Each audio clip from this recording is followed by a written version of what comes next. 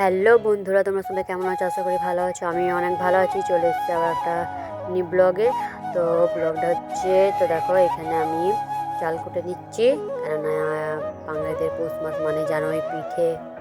হ্যাঁ, তো এখানে আমি চাল কুটে নিচ্ছি শিলে। এখানে আমার ঠাকুমা, তো এখানে আমার ঠাকুমা আছে, আমিও আছি এদিকে। ঠাকুমা চালগুলো চেলে নিচ্ছে, মোটা মোটাও থাকে, তো এগুলো দুবার করে কুটতে হয়। তো এই দেখো কোটা হয়ে গেছে, কত সুন্দর থেকে কোটা হয়ে গেছে, পুরো একদম মেশিনের মতো। তো আমরা এরকমভাবেই বাড়িতে করে খাই। তো দেখো কত সুন্দর হয়েছে। তো এবার চলো করা যাক।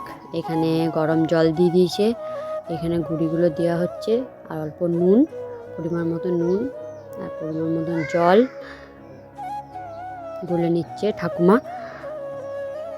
এই তাওয়া চাপিয়ে দিয়েছে, আর এখানে দেখো কাঠের জালে হচ্ছে, কেন কাঠের জালে ভালো লাগে, খুব মিষ্টি লাগে খেতে, তাই আমরা কাঠেই করি। তো এখানে দেখো গরম তাওয়াতে দিয়ে দিলাম তেল, ভালো করে তেল দিয়ে দিলাম চারিপাশে,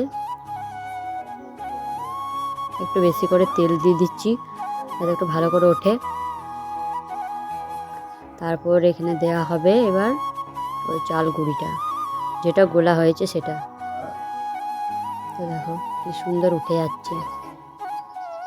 তো এরকম করে কে কে বাড়িতে করে খাচ্ছ আমাকে কমেন্টে জানাবে।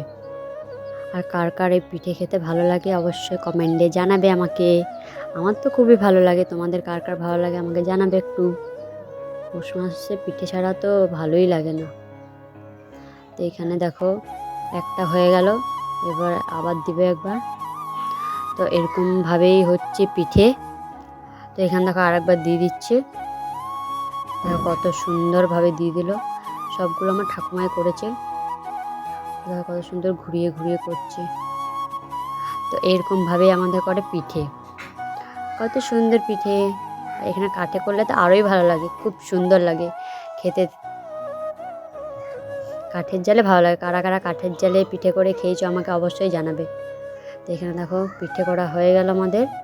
তো এবার আমাদের পিঠে করা শেষ। তো আমার ভিডিও দেখার জন্য thank you, tata, bye by.